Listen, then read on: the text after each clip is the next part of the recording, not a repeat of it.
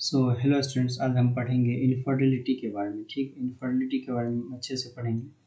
ठीक है, अब हम स्टार्ट करते हैं। Discussion on reproductive health is incomplete without a mention of infertility. ठीक है, यानी कि हम डिस्कस रिप्रोडक्टिव हेल्थ में अगर हमने इसकी इनफर्टिलिटी के बारे में डिस्कस नहीं किया ना, तो ये टॉपिक पूरा रिप्रोडक्टिव हेल्थ हमारा इनकम्प्लीट रहेगा। ठीक है, इनकम्प्लीट रहेगा। ठीक है। A large number of couples all over the world, including India, are infertile। यानी कि पूरी दुनिया में, पूरे ऑल ओवर हमारे वर्ल्ड में बहुत सारे मतलब कपल्स ऐसे होते हैं जो इनफर्टाइल रहते हैं। ठीक है, इनफर्टाइल रहते हैं। That they are unable to produce children, वो चिल्ड्रन प्रोड्यूस नहीं कर सकते।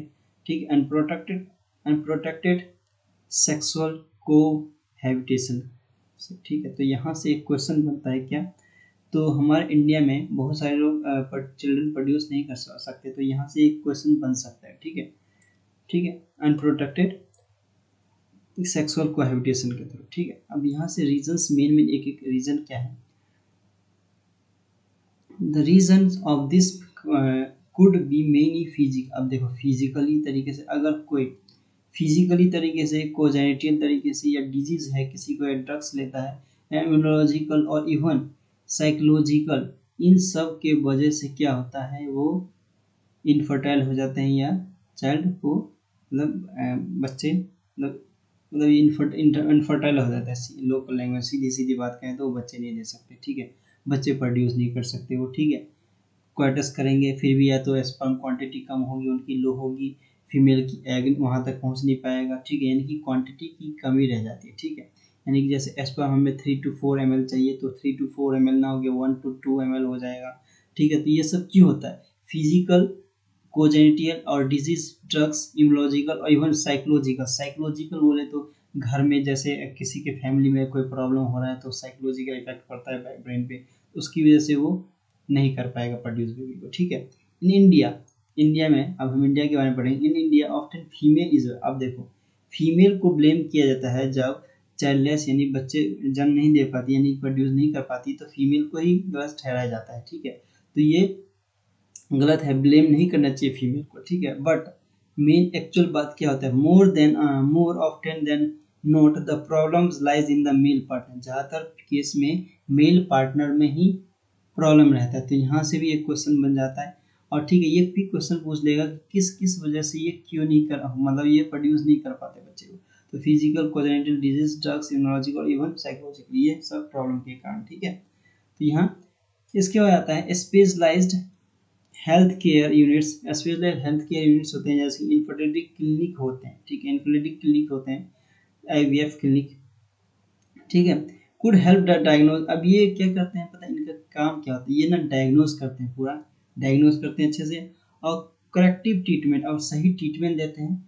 अब सम दिस, और ये सम जो जिस हिसाब से उनको कोई डिसऑर्डर, जैसे कि सबका अलग अलग होता है, फीमेल में ओवन न बनना, ठीक है, फीमेल में स्पर्म काउंट कम होना है, ये किसी में बिल्कुल बनना ही नहीं। ठीक है, या उनके मोटिलिटी नहीं होना पाना है, मतलब किसी के स्पर्म में। ठीक है, तो ये सब डिसऑर्डर चेक करके उनको उस हिसाब से वो चीज़ ट्रीटमेंट दी जाती है। ठीक है, तो डिसऑर्डर के हिसाब से enable this couples to have children, फिर वो इनेबल योग्य हो जाते हैं चिल्ड्रन के लिए। ठीक है, चिल्ड्रन देने के लिए। ठीक है, however where such corrections are not possible, कभी कुछ केसों में करेक्शंस पॉसिबल नहीं हो पाते।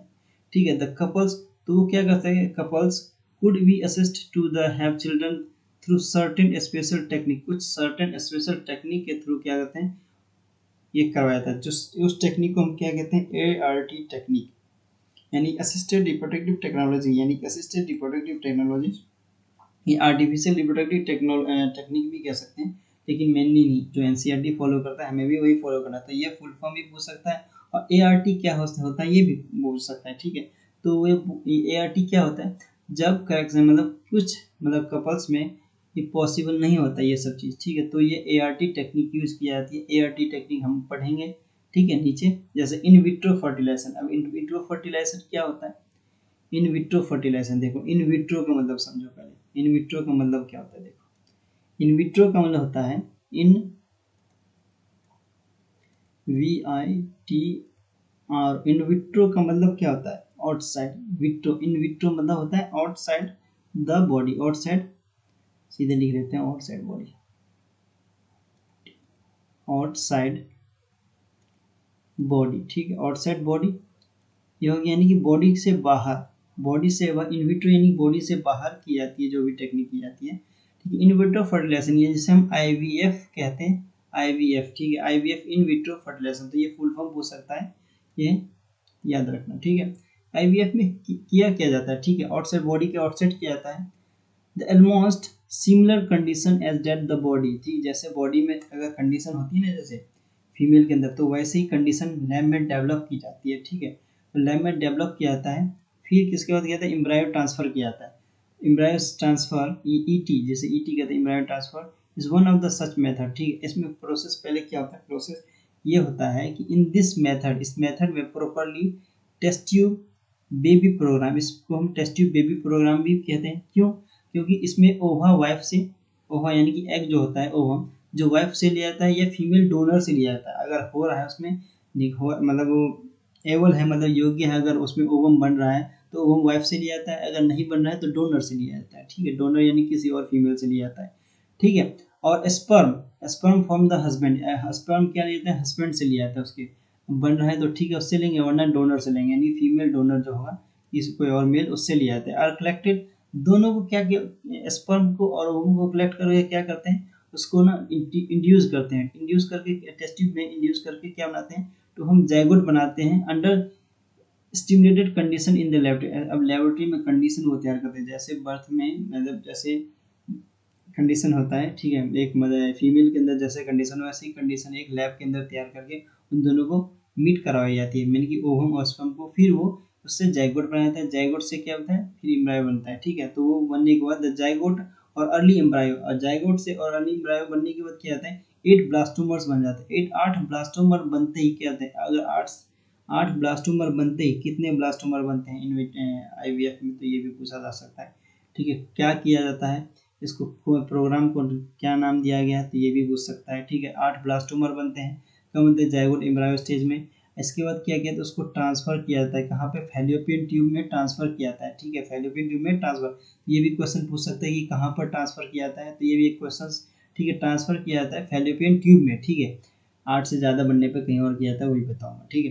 ट्रांसफर किया जाता है फैलोपियन ट्यूब में, ट्रांसफर किया जाता है, जिसे हम जिफ्ट यानी कि जाइगोट इंट्रा फैलोपियन ट्रांसफर कहते हैं, तो ये फुल फॉर्म कई बार पूछा हुआ है, जहाँ कीवर्ड लिख रहा हूँ कई बार वहाँ से क्वेश्चन पुटअप हुए हैं, ठीक है, नीट में मेनली, ठीक है, तो ध्यान देना। अच्छा, जाइगोट इंट्रा फैलोपियन ट्रांसफर होता है, ठीक है।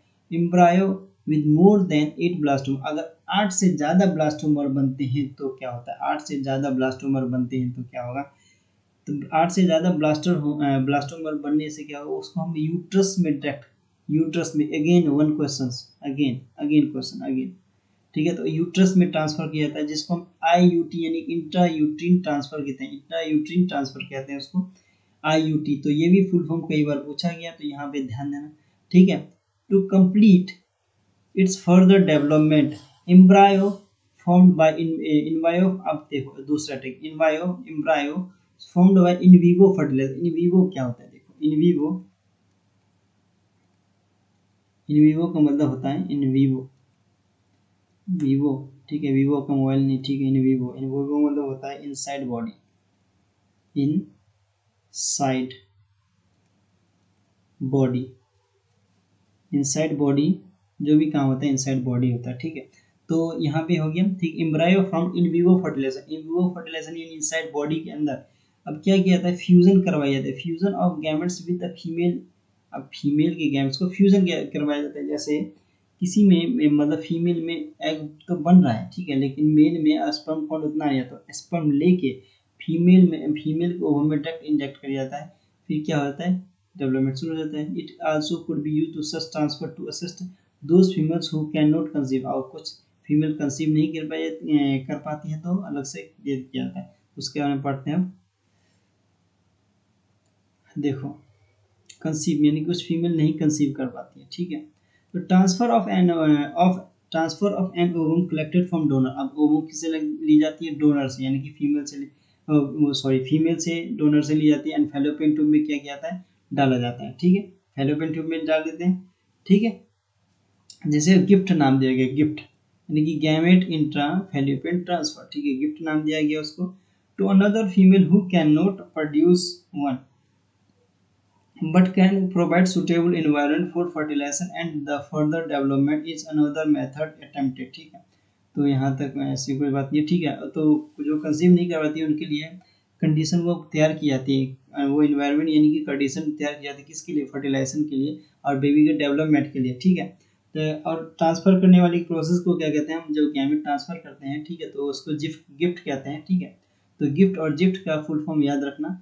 अब किया क्या जाता है, इंट्रासाइटोप्लाज्मिक स्पर्म इंजेक्शन, यहाँ से अगेन इंपॉर्टेंट, स्पर्म ICSI यानी intra cytoplasmic sperm injection is another specialized procedure to from an embryo in the laboratory in which a sperm is directly injected into the ovum, ठीक। अब direct क्या किया जाता है, sperm को लिया, ठीक है, स्पर्म को लेकर डायरेक्ट इंजेक्ट कर दे किसके अंदर, ओवम के अंदर डायरेक्ट इंजेक्ट कर देते हैं, यानी कि स्पर्म को डायरेक्ट इंजेक्ट कर दिया जाता है किसके अंदर, ओवम के अंदर। यहाँ से sperm directly injected into ovum, तो ये क्वेश्चंस, ठीक है।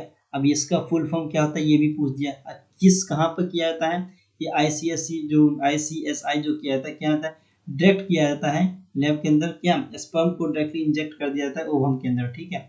इसके बाद क्या किया था, infertility cases either due to inability, infertility case में आइदर इनएबिलिटी जो योग्य नहीं होते, तो मेल पार्टनर इंसेमिनेट, जो इंसेमिनेट करने के मतलब योग्य नहीं होते उनको क्या कहते हैं, फीमेल पार्टनर, वो डायरेक्ट स्पर्म लेके और डायरेक्ट इंजेक्ट कर देते हैं। The female or due to very low sperm counts, मैंने कहा था ना जिसमें स्पर्म काउंट कम होती है, ठीक है, चाहिए तो हमें होता है, हमें 3 to 4 ml स्पर्म चाहिए होता है, 3 to 4 ml स्पर्म, ठीक है, यही मिलियंस में होते हैं, ठीक है, स्पर्म चाहिए होते हैं, स्पेलिंग मिस्टेक हो गई, स्पर्म, ठीक है, स्पर्म चाहिए होता है, लेकिन हो नहीं पाता इतना, तो इतना हो नहीं पाता, ठीक है, तो ये इसलिए यहाँ पर लो काउंट हो जाती है, ठीक है।